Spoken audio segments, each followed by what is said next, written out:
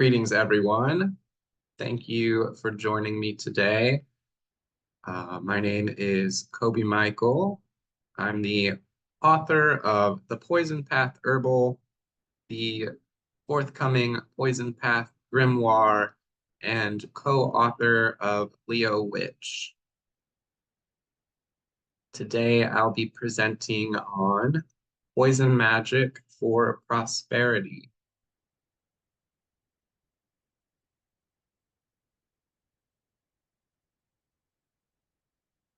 We don't typically think of poisonous plants or baneful herbs as being innately associated with abundance, growth, attraction, all of the things that we would typically connect with magic for prosperity and success, being that they are associated with the energies of chaos, of dissolution, entropy, death, not typically things that we would generally connect with trying to achieve success or to attract wealth or to bring abundance in our lives.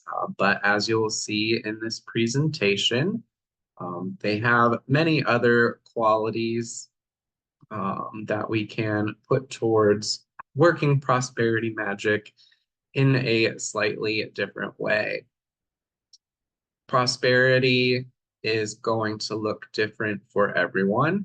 It doesn't always ultimately equate to monetary success or having more money than you know what to do with in your bank account. While that can definitely play a major role in one's sense of prosperity, it could be a matter of being able to do things that you want to do, achieve the goals that you set out for, be able to take care of the people that you care about, your family, your community, your loved ones, and especially yourself. So prosperity can mean many different things, and there are many different avenues and means of achieving this idea of prosperity or abundance or success. So that is essentially the goal, but we will be exploring sort of the means and mechanisms of helping to achieve those goals through the use of poisonous plants in prosperity magic.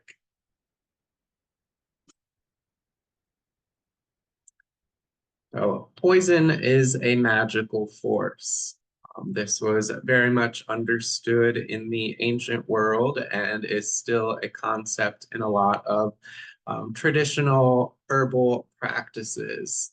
So poison is very much an energy, an occult energy, something that can be tapped into and directed for a variety of different purposes. So poison essentially equates to power. It has this capacity to be involved in creation. So we see it in a number of different creation myths as kind of a byproduct of the primal forces of creation that bring the universe into existence. Also dissolution. So by its very nature, um, poison is associated with dissolving, breaking things down. So in this case, we're kind of turning that into something that helps to dissolve obstacles and things that stand in our way, whether they are things within ourselves or things within the world around us or our immediate environment that need to be broken down so that they can be transformed. So poison acts as this sort of mechanism to facilitate this transformational process. So we know that poison can also be medicine, and it's all about how we apply it and how we use that medicine that gives its healing capacity versus its potential to be deadly or harmful. So as a general statement, poison is relatively vague. In the modern age, we typically hear the words poison and we think of poison control and all of the things that we keep under the kitchen or bathroom sink that are super deadly and have no value as far as benefiting our health if we consume them, different chemical compounds and things like that. So when we think of poison, we have a very different kind of concept of what that actually is. On the other side of the coin, poison also can be used as a metaphor to describe different societal concepts, spiritual concepts, things that are innately harmful, malicious, or just generally misunderstood. So poison is very, very vague when it comes to describing the things that it's talking about, because poison can have a variety of different actions beyond being ultimately deadly and harmful. So some of the qualities that poison can have, harmful in the wrong contexts and incorrect dosages, of course, but in the right context and the appropriate dosages, it can also be medicinal. So we have this sort of duality of the capability of harming and healing, which just shows sort of the wide range of effects that a poisonous substance can have. They can also be intoxicating. So in that word intoxicating, we see the word toxic. So anytime we drink too much wine or indulge too much in any other number of substances, we are essentially intoxicating ourselves or making ourselves full of toxin, which is where all the good feelings and then also the hangover comes from. Poison can also be aphrodisiac, and we see this quality in a lot of plant and fungi that are associated with being psychoactive. Many of them also have this aphrodisiac capability in smaller doses as far as lowering inhibitions, making sexual experience more enjoyable, different things like that. So they are seen as disruptive, whether that is going against the dominant culture in taking part in plants and fungi that may be socially unacceptable to that part of the world or to that time period. They could also be socially disruptive, whether we're talking about an actual plant or even a person or concept or idea that hasn't necessarily been popularized. We see poison used as an adjective to describe things that are just generally disruptive to whatever the quote norm might happen to be. Poison is also magical. So in the ancient world and even today, there's relevance to this, that these substances that are simultaneously potentially poisonous as well as medicinal, intoxicating or psychoactive, also have this connection to magical practice, whether that is their use in practical spell work or enchantment or entering into various different altered states for different ritual purposes. The connection between poison and magic has always kind of been a thing. So in our early understanding of how these substances were actually working, there was very much a magical, spiritual, and energetic side to that. Poisons and poisoning are also secretive. So of course, if you wanted to poison someone in the ancient world, you would have had to be able to get close enough to them to be able to employ that poison into their food or their drink or use some type of subterfuge or Um, Basically, being secretive enough to get the thing where it needed to be to do what it needed to do. So in general, they do have kind of this secretive, occult, Saturnian quality. Poison and poisonous plants are associated with the underworld. This also kind of goes along with their secretive or unseen quality. Um, in our early understanding of how the substances were actually working. Again, there was very much a lot of superstition and kind of unseen forces that were at work that caused these plants and preparations made from them to have the abilities that they did. They're also associated with the underworld, because of their connection to death and the dead, many of them being important necromantic herbs for ancestor veneration, necromancy, spirit communication, all of things under that umbrella.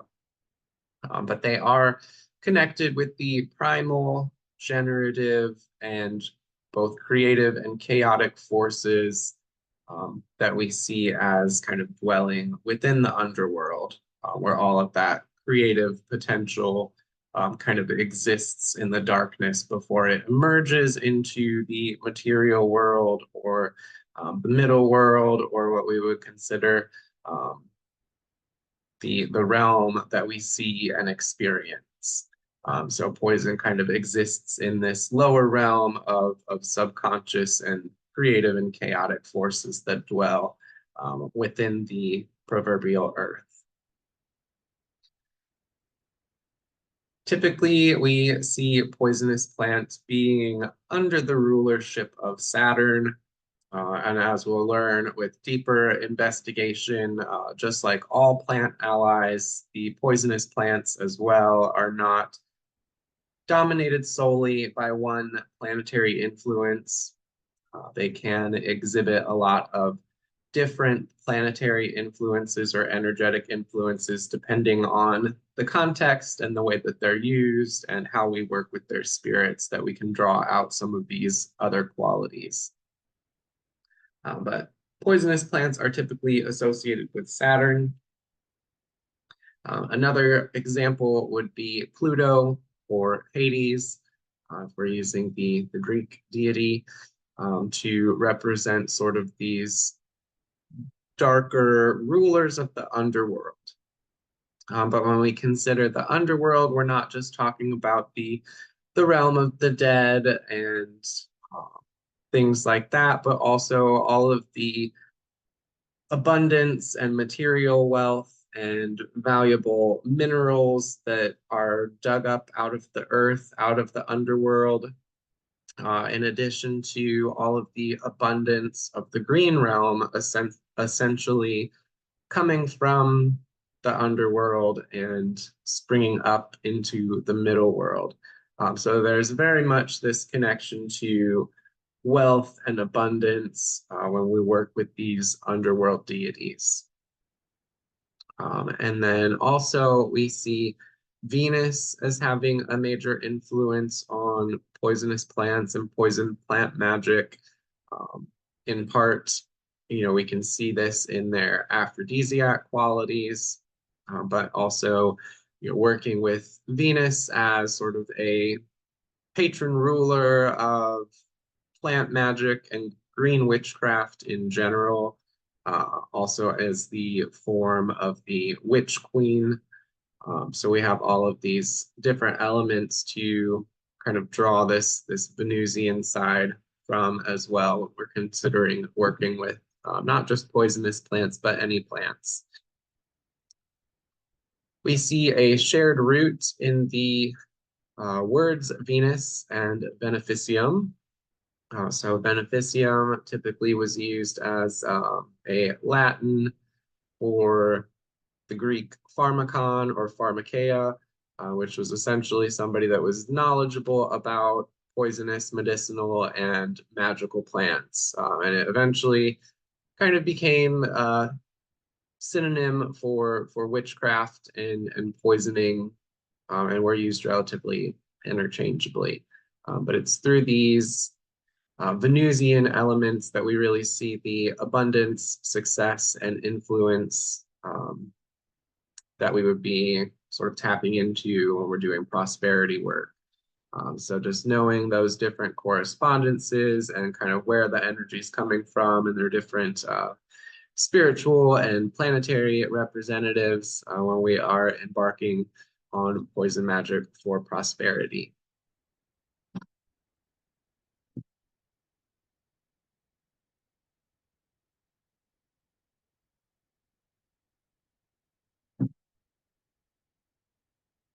So cultivating poison for prosperity.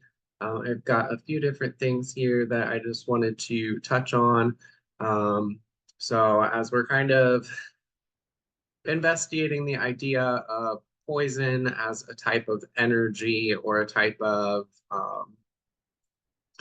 we could consider it like a building block of creation or almost like an element, sort of one of the foundational concepts of creation and why things exist the way that they do.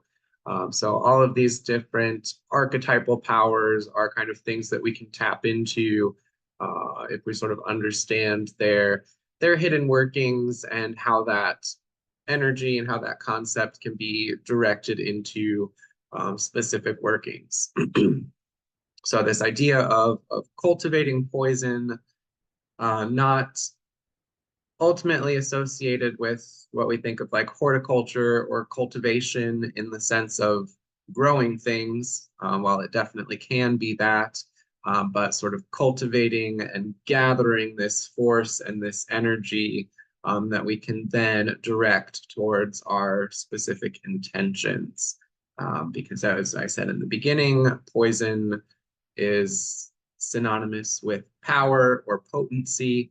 So tapping into that innate power and potency that poisonous plants have, and being able to direct that into whatever it is that our goal may be.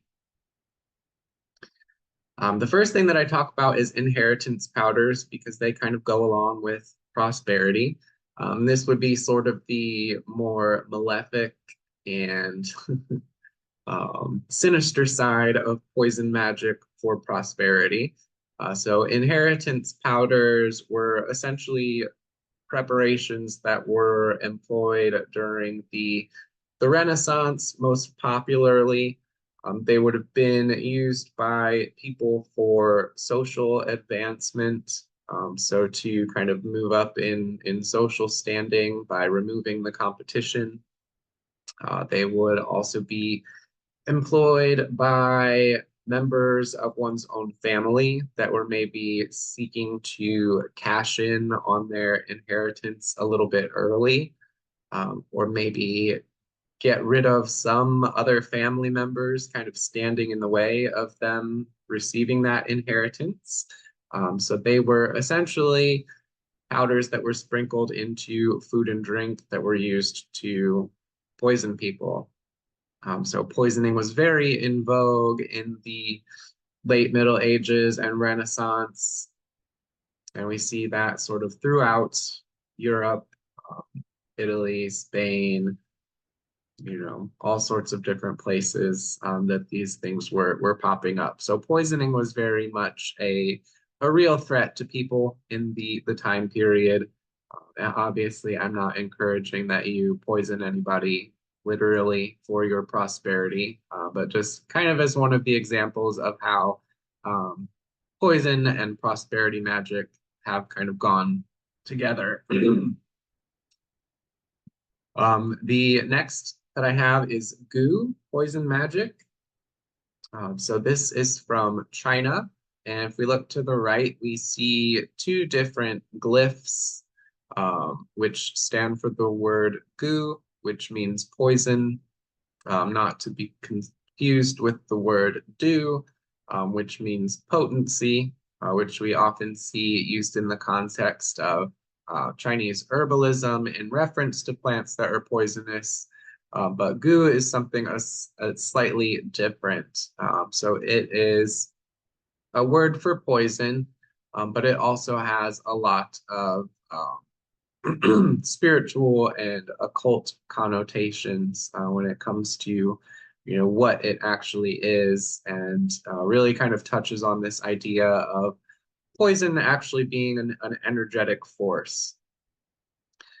So in this case, and it's got a lot in common with different witchcraft accusations in the West, where people were accused of creating this poison, and it would have been used to gain wealth and influence.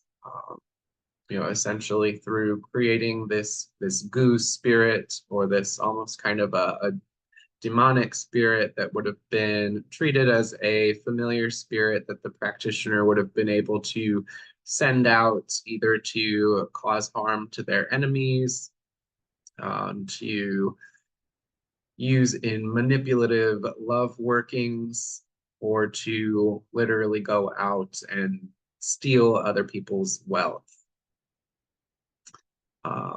So the goo poison was something that was cultivated essentially using different verminous creatures. So things like scorpions, snakes, spiders, poisonous toads. And we can kind of see that as a little bit reminiscent in the glyphs for goo. So they almost look like little chalices or cups or vessels that we see, sort of symbolic representations of worms or serpents, or even what we could call little insects. So that would all be combined together, and it would essentially create this super toxin that was believed to, be so toxic and so malefic in nature that it would essentially create this malefic influence, or this demonic goo spirit, that could then be employed in different magical workings. We see a similarity to the use of the mandrake root. So mandrake roots would have been kept by people, essentially treated as an effigy or a physical representation of the spirit that it was said to contain. So different offerings would be given to the mandrake root to appease the spirit. It would be kept in a special place, and different ritual observances would be practiced to keep the relationship going with this spirit. So whether it was the spirit of the mandrake, or sort of a more nefarious familiar spirit, demonic spirit, that would have taken up residence in the mandrake root, that the people would have been working with, again, to work manipulative love magic, to acquire wealth. And in a lot of cases, this wealth had to come from somewhere, so it was believed that witches would send out these familiar spirits essentially to steal the wealth of other people and bring it back to the practitioner. So we see this idea of poison vessels, whether it is the container used to hold the goo poison, or the actual body of the mandrake root, that is used as a vessel to contain these spirits, these poisonous spirits, that were then treated as familiar spirits to work these kind of magical means of achieving one's goals. They would have been so valuable and so important that they would have been closely guarded, and in a lot of cases, especially with the mandrake root, kind of passed down from generation to generation to keep the wealth and the prosperity in the family going.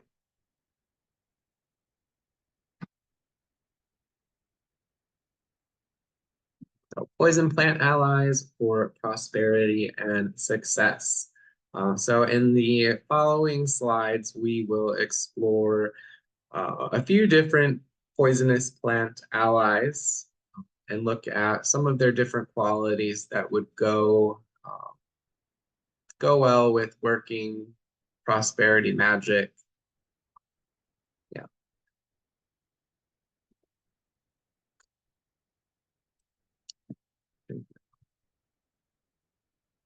So in this case, we're tapping more into the Venusian side of poison plant magic. So not so much the baneful side, the death, destruction, the dissolution, that we would connect with more Saturnian qualities. But we are looking at their um, seductive nature, their hypnotic qualities, their influential ability. So glamour magic, influence magic, playing a big role in achieving success and pursuing one's goals. Beyond just attracting monetary wealth, but sort of cultivating this charisma and ability to influence the environment around the practitioner. So they can be used in workings for persuasion, which can, border on manipulative magic, but the potential for that is there to increase eloquence, to increase one's ability to persuade people to their way of seeing things, using their words, their voice, to gain the upper hand in situations, removing obstacles. As we saw with the inheritance powder, sometimes this is more literal than spiritual and magical, but it does give the potential there to use that quality of dissolution as kind of almost a road opener to remove the obstacles in one's environment as well as in one's own person and consciousness to kind of open the ways for um, abundance, prosperity, and success to kind of flow through. What we'll notice with a lot of the poisonous plants, especially in the nightshade family, because of their aphrodisiac effects, there's generally some kind of a sexual theme there.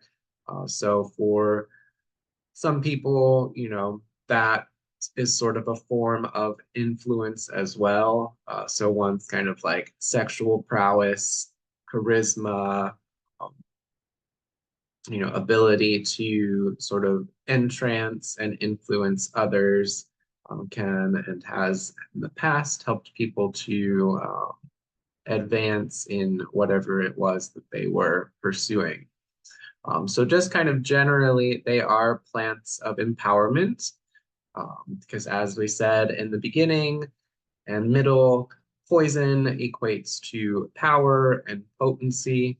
And we see this in the etymology of the word poison and other synonyms from other languages that have been used to express this concept is that poison is very much associated with power and potency. So these are plants of success, mastery, victory, and general empowerment. They allow us to connect to our own personal fate and fortune. So you'll see in the bottom right-hand corner, that is a carving, a relief sculpture of the fate Atropos. There she is kind of snipping the cord representing a person's life. So she would have been one of the three fates. So through their connection to fate in general, the poison plant allies allow us to kind of tip the scales in our favor and influence our fate and the connecting fates around us to achieve specific goals.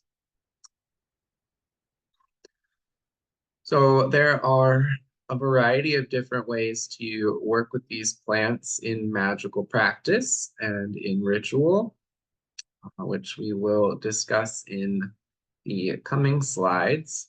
But essentially, all of them can be worked with as plant spirit familiars. So connecting and working with the actual uh, plant spirit itself. So this can be done through trance work, through journeying, through spirit communication, using different representations of each of the plant spirits to tap into their qualities and their wisdom, to help infuse your rituals and spell work with that plant's particular power. So there are going to be plant spirit glyphs that you'll notice in each of the slides. These are symbolic representations for each of the plant spirit allies that can be used in meditation to connect with that particular plant spirit and its energy and infuse it into whatever working it is that you may be doing.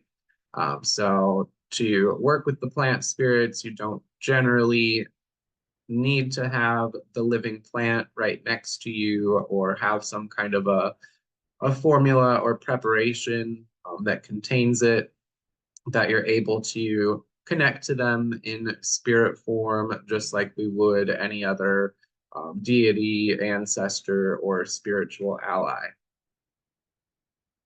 So just because they are plants and just because they have physical bodies does not mean that we need to have that physical body or that physical plant material in our immediate environment to connect with that plant spirit. That's something really important to remember when it comes to not only working with poisonous plants, but working with plants in general. Yes, it does help to have that physical connection, but it's not something that's ultimately necessary. All of the following plants can be incorporated into ritual formulas. These could include anointing oils, made with the single plant that it is that you're working with, or they can be used in combination with other herbal allies to draw out some of the different qualities that you may need for whatever ritual it is that you're trying to do. So if we're doing just like general prosperity magic, obviously things like bay leaves, patchouli, oak moss, frankincense, any number of other herbs on the list of prosperity correspondences that can be combined into that for general prosperity formula, and then including the poison plant ally for that added power and whatever additional correspondences that may be needed for that ritual.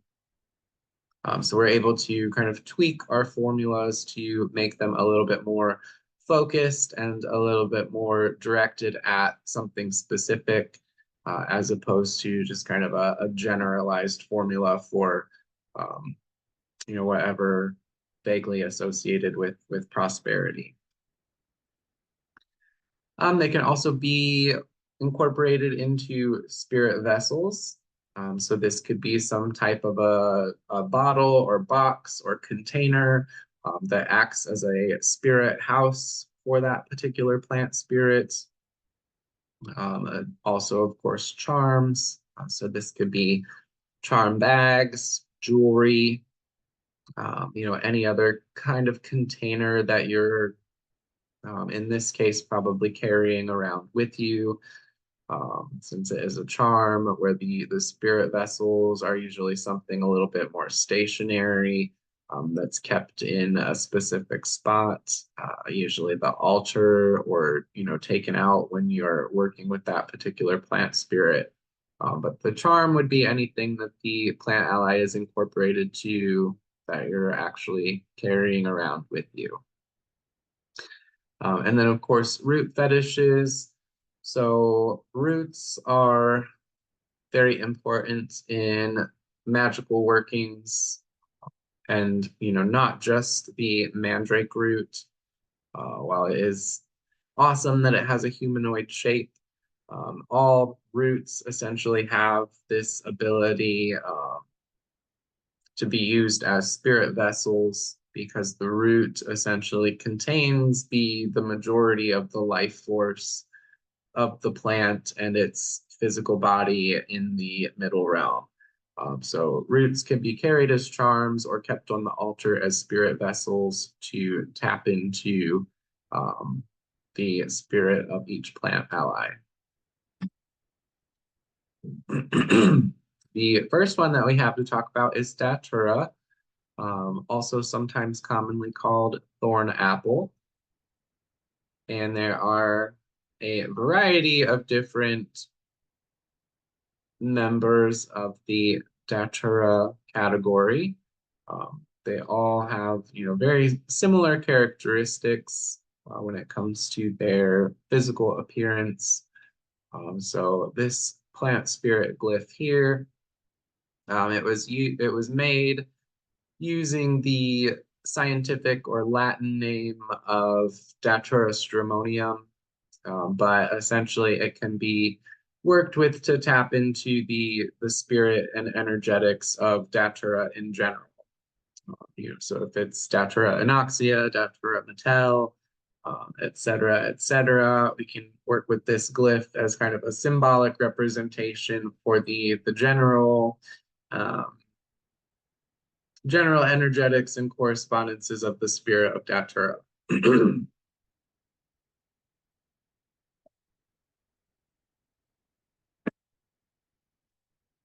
So these are just a few qualities that we can associate with the spirit of Datura and its use in magical practice. It chose the ones that kind of are the most supportive for prosperity, success, and abundance magic. So we have shape shifting. The spirit of Datura is a trickster. It is associated with shape shifting.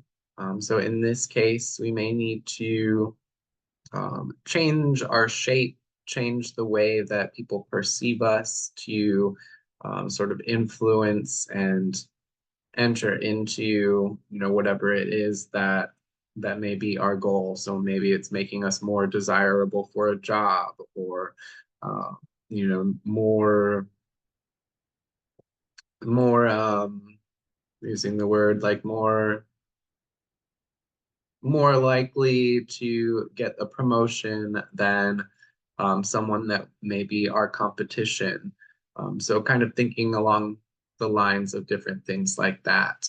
Or, literally changing into this vision of yourself that it is that you're trying to manifest can be done through the aid of the Datura spirit. It also has hypnotic qualities, and this is something that comes more from its chemical effects, chemical constituents, than it does, spiritual qualities. But there is, connection there that the plant chemistry does inform then how the plant can be worked with in a magical context. So hypnotic. So this would go into, the category of influence magic, uh, sort of convincing those around us to see things the way that we want them to see them. Aphrodisiac. So obviously increasing that, Venusianness, that abundance, that magnetism, that ability for attraction, whatever it may be that we are trying to attract. So Venus is going to be associated with all forms of attraction. It's not just necessarily limited to sexual attraction or the attraction of love or romance, but abundance and beauty and just all of the good things in general through that aphrodisiac effect. Datura is also very prolific. So it is an annual. It's something that grows very quickly, produces a lot of seeds, and those seeds are relatively easy to get started. So it's a plant that really, really wants to grow.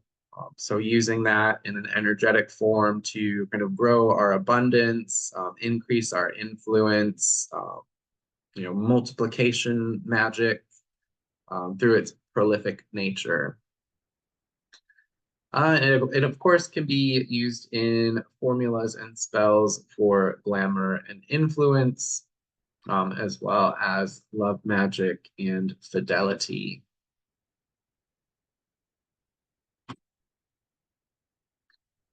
The next one we have is Mandrake. So I've got two different glyphs here for Mandrake. One of them represents Mandragora autumnalis, which is the top right, and then Mandragora officinarum, which is the bottom left. Pretty much the same when it comes to magical correspondences, and I think that the general spirit of Mandrake is present in both of those. So it's just kind of whichever one calls out to you. If you're finding one a little bit more aesthetically pleasing than the other, then work with that one. They're both going to work for connecting to Mandrake. So like I mentioned earlier in the beginning slide, mandrakes were typically used as vessels for familiar spirits. These familiar spirits would have been employed for gathering and protecting wealth. So not only just going out and acquiring more wealth for the person, but also acting in a protective capacity to protect what it was that they already had. So these roots would have been fed on a regular basis, traditionally like milk, honey, blood in some cases, to enliven it and continue sort of forging that connection between the plant spirit and the practitioner. We can work with other plant roots in this same way. So mandrake's not the only one that can be used to house a familiar spirit. And some other examples would be things like ginseng and ginger. While ginseng does have more of a humanoid shape in some cases than ginger. Of course, mandrake being the one that's like the most associated with having that humanoid shape, which adds to sort of its magical, mystical nature. Ginseng is another one that sort of resembles that as well. And then ginger, not necessarily humanoid in shape, but it does sort of represent like or resemble a hand with the fingers, so sort of like grasping, grabbing, um, you know, acquiring and taking that wealth and that abundance. So that could be worked with in that way as well. Ginseng and ginger are both what we would consider, fiery, energetically masculine plants used in herbalism for, stimulation, virility, increasing energy, different things like that, which we can obviously kind of see the connection and association to abundance, magic, and prosperity in, manifestation, increasing energy, bringing that sort of creative fire to whatever the pursuit may be. So working with those roots as well in the same way that one would work with a mandrake can be put towards, prosperity magic in a lot of the same way. So mandrake across the board is sort of a jack of all trades.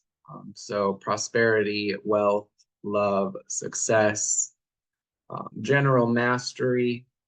So this would be sort of success at whatever it is that the person is trying to succeed at or sort of be the best at, and also generational wealth.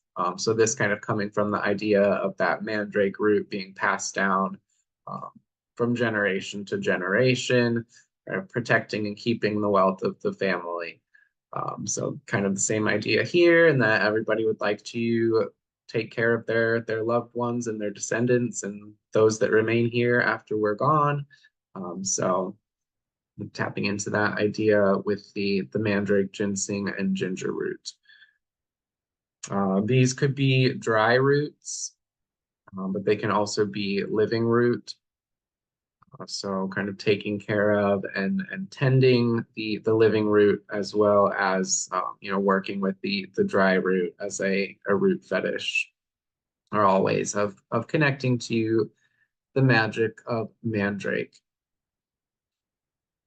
Ginger is a really easy one to work with and grow. So you can essentially get like ginger root from the grocery store and plop it in a little pot and water it, and it will send up like big shoots, and you can grow it that way. So kind of having it in the house as a living representation of that plant spirit, the familiar spirit that's been drawn into the ginger root to attract abundance and prosperity and success.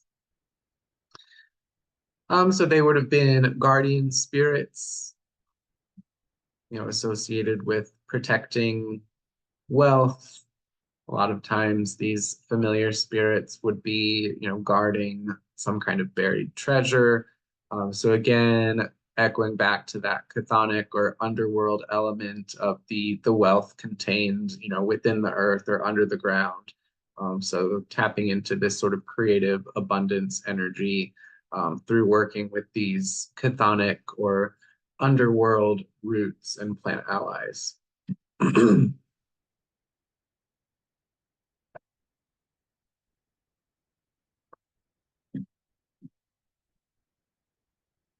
Next, we have Atropa belladonna or deadly nightshade. So this is one of my favorite plant allies to work with when it comes to influence and manipulation and glamour magic, in the sense that it has a simultaneously seductive but also kind of sadistic spirit. So it is a little bit more dominating when it comes to influence magic. Of course, with its association with beautification and, as we can see in its name, belladonna, uh, or beautiful lady or good lady. Um, belladonna is one of my favorite plant allies for glamour magic. It is a plant of victory. So in addition to its Venusian associations, it's also been associated with battle magic, turning the tides of war. Uh, so it is a plant of victory, success, defeating one's enemies, overcoming obstacles, and achieving what you set out to. Again, I think I already mentioned that it was one of my favorite plants for influence magic. Um, much in the same way that I like to work with John the Conqueror root. Belladonna is, sort of in that category of roots of mastery or herbs of mastery, for personal empowerment, overcoming obstacles and all things within that realm. It's also a plant of willpower. So not only strengthening one's willpower, but also exerting the will on the environment and those around you to sort of move the pieces into position, to where it's going to benefit you and the way that you want it to. And like all of these plants, but perhaps most particularly this one, belladonna is associated with fate and fortune. And we can see that quality most obviously in the Latin name for the plant, Atropa belladonna. Atropa being the fate that we saw in the earlier slide, cutting the cord representing the death of the person. So that fate is the unavoidable or inexorable So working with belladonna to connect with our own fate, and also influence the amount of fortune or good luck or influence that we can amass in a given lifetime. And then being able to direct that to achieve the goals that we are setting out to achieve. Next, we have henbane. So while it is a poisonous plant and traditionally under the rulership of Saturn, we see a lot of qualities kind of coming out with henbane. So it's not one that really likes to be put in a box. It is capable of a lot of different things. So I do consider it a plant of success and mastery, associating it with concepts of rulership and expansion. So henbane is one of the members of the nightshade family.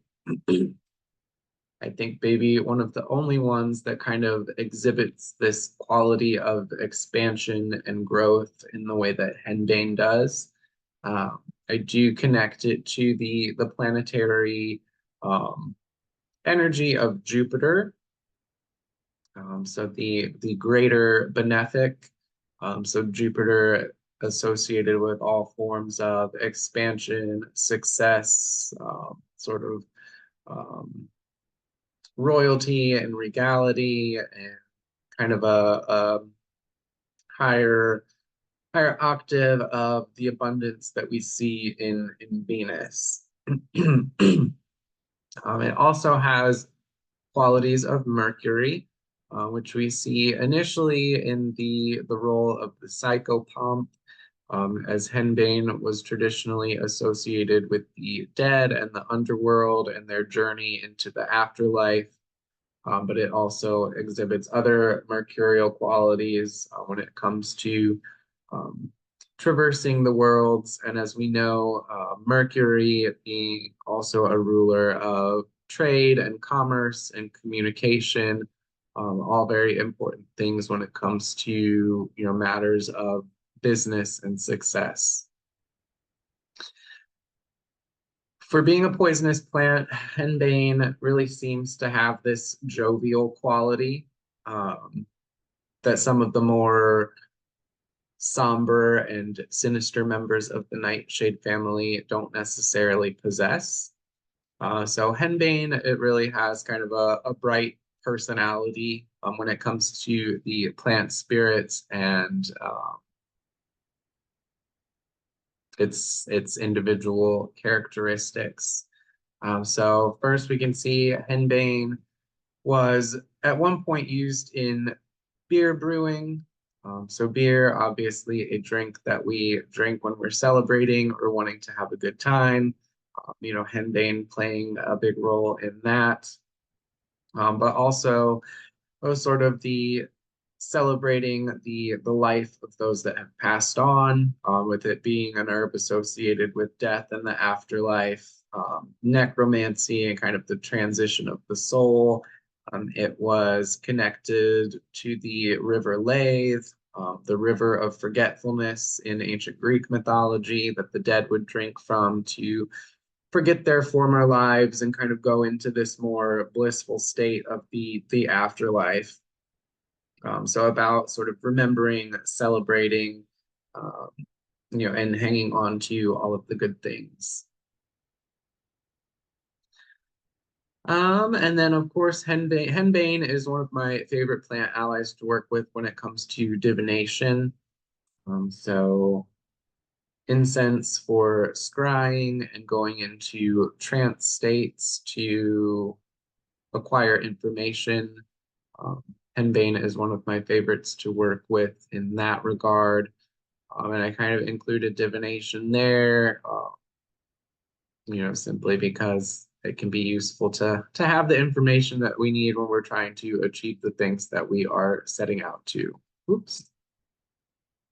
And then exponential growth. So just like Datura, henbane is very prolific. It grows fairly quickly. It can get really, really big. It also produces hundreds and hundreds and hundreds of tiny seeds. So this is sort of a mercurial characteristic when we see these plants that just sort of like explode out with all of these tiny seeds to propagate and proliferate. So this idea of expansion and growth, kind of tapping into that energy for the expansion and growth of our own personal abundance. So the very, very final plant that I have included is not technically a poisonous plant, but it is one that we could consider a baneful herb. So not necessarily deadly, but it does have some baneful associations, and that is Jezebel root. So Jezebel root is a root that is used in Southern conjure root work. Uh, it comes from the iris family. There are 4 or 5 different varieties of iris that we can associate with Jezebel root. The one that I work with is the copper iris or iris fulva. We can see a picture of the living plant down at the bottom, and then to the right-hand side, this is a small root that was harvested, and you can kind of see like there's these smaller, more fibrous, hairy looking roots that are coming off of a larger sort of rhizome that travels out and the plant sprouts up from that. So that we would consider Jezebel root. And then to the right of that are the aerial parts of the plant that were harvested, so sort of those grassy reeds. So all of those could be incorporated into ritual oils and formulas for seduction, influence, glamour, and the acquisition of money and favor, sort of increasing our own charisma, uniqueness, nerve, and talent. So traditionally, Jezebel root was said to be used by sex workers to increase the number of or the amount of money that they were able to get from their customers. So it can be also employed by other people that work, make their living making tips or getting paid in cash, or if they're in some kind of an industry where the amount of money that they're making is somehow connected to their charisma or their ability to charm people. So this could be people in the service industry, like I said, sex workers, anyone that's really getting paid in tips can work with Jezebel root or use the Jezebel root in anointing oils and other formulas to increase their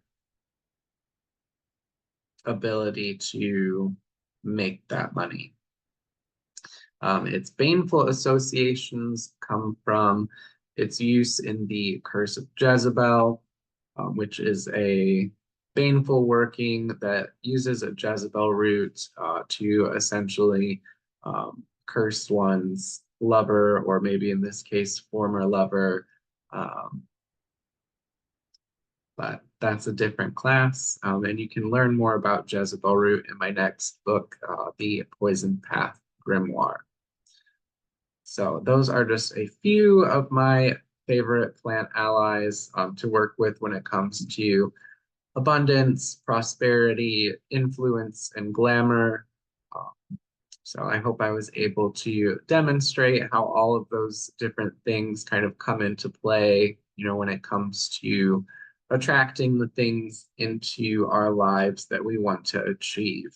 And a lot of times it's just about kind of getting out of our own way and realizing that we are worthy of all of the things that we seek out to achieve, and essentially letting the universe and everyone else around us know the same thing. So may your obstacles crumble at your feet, and may you forever prosper. I've got photos of my 3 books down at the bottom, which will talk more about all of these poisonous plant allies and their magical correspondences. The Poison Path Grimoire comes out November 2024, November 5th to be specific. So included in there are a lot of formulas kind of relating to the presentation that I just gave, working with poison magic to achieve one's goals through ritual and spell work. And then I co-authored the Leo Witch with Ivo Dominguez Jr. So also including that there because there is a lot of abundance, prosperity, and manifestation magic in there because Leos are very much associated with creativity and manifestation and kind of getting the fire going to achieve one's goals. So you don't have to be a Leo to read it or to work with the different exercises in that book. So I hope you all enjoyed my presentation. Thank you very much for watching, and I will see you all next time.